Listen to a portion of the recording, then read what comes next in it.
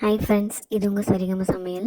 நம்ம இன்றைக்கி சிக்கன் பெரட்டல் தான் எப்படி பண்ணுறது பார்க்க போகிறோம். வாங்க பார்க்கலாம். ஒரு கடாயை அடுப்பில் வச்சுக்கோங்க.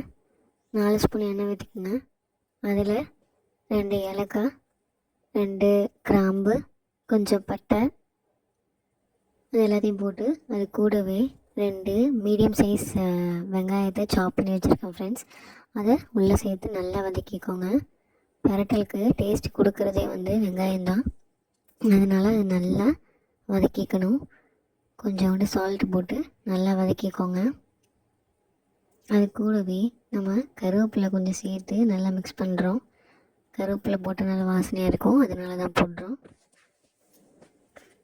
நல்லா வதக்கி விட்டுட்டு அது கூட இப்போது 2 தக்காளியை நல்லா சாப் பண்ணி வச்சுருக்கேன். அதையும் உள்ளே சேர்த்து நல்லா வதக்கி விடணும்.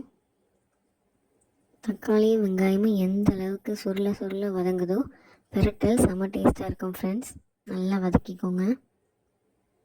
நம்ம இப்போது 1 ஸ்பூன் இஞ்சி பூண்டு பேஸ்ட் ஆட் பண்ணி நல்லா மிக்ஸ் பண்ணி விட்டுக்கிட்டேன். அது கூடவே 2 உருளைக்கிழங்கையும் நறுக்கி அதில் சேர்த்துக்கிட்டேன். நல்லா மிக்ஸ் பண்ணி விட்டுக்கோங்க.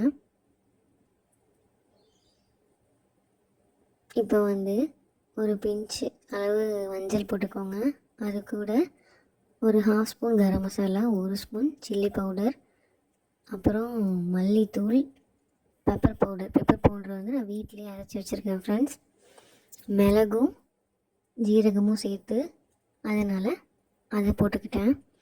நான் சிக்கனை மேரினேட் பண்ணி வச்சுருக்கேன்.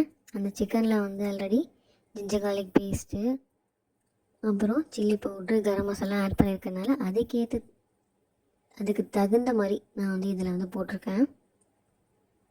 உங்களுக்கு காரம் அதிகமாக வேணும்னா இன்னும் கூட நீங்கள் போட்டுக்கலாம். நல்லா தண்ணி சுண்டி உருளைக்கிழங்கு வேகிற அளவுக்கு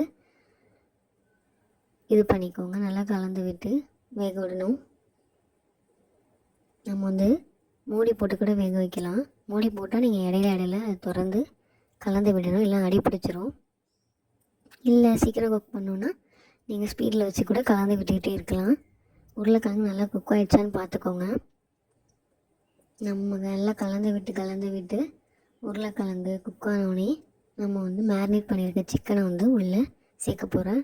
நான் முதலே சொன்ன மாதிரி நான் சிக்கனில் இஞ்சி பூண்டு பேஸ்ட்டு, அப்புறம் சில்லி பவுட்ரு, கரம் மசாலா, அப்புறம் கொஞ்சம் கேர்டு எல்லாமே சேர்த்து மேரினேட் பண்ணி வச்சுருக்கேன். அதை உள்ளே சேர்த்துக்கிட்டேன். நம்ம ஏன் மேரினேட் பண்ணுறோம் அப்படின்னா, சிக்கன் நல்லா குக்காகி உள்ளே எல்லாமே சேர்ந்து மசாலாலாம் சேர்ந்து நல்லா ஜூஸியாக இருக்கும். அதனால தான் மேரினேட் பண்ணியிருக்கேன். நீங்கள் மேரினேட் பண்ணாமல் கூட போட்டுக்கலாம், நம்ம இஷ்டம்தான். நல்லா கலந்து விட்டுக்குங்க. நல்லா மிக்ஸ் பண்ணிவிட்டு அந்த தண்ணி சுண்டுற வரைக்கும் நம்ம அதை குக் பண்ணணும். நல்லா கலந்து விடுங்க, ஏன்னா அடித்தட்டும். நம்ம சிம்மிலே வச்சும் குக் பண்ணலாம்.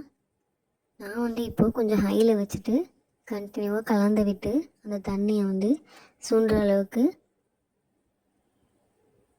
பண்ணுறேன். இப்போ பாருங்கள் எப்படி தண்ணி நல்லா சுண்டி சிக்கன் பெரட்டல் ரெடி ஆகிடுச்சு பாருங்கள். இவ்வளோ தான் ஃப்ரெண்ட்ஸ். இதுதான் இன்றைக்கி சிக்கன் பெரட்டல் ரெசிபி. இதை நான் இன்றைக்கி லெமன் ரைஸோடு பேர் பண்ணி சாப்பிட்ருக்கேன். சரியான டேஸ்ட்டு ஃப்ரெண்ட்ஸ்.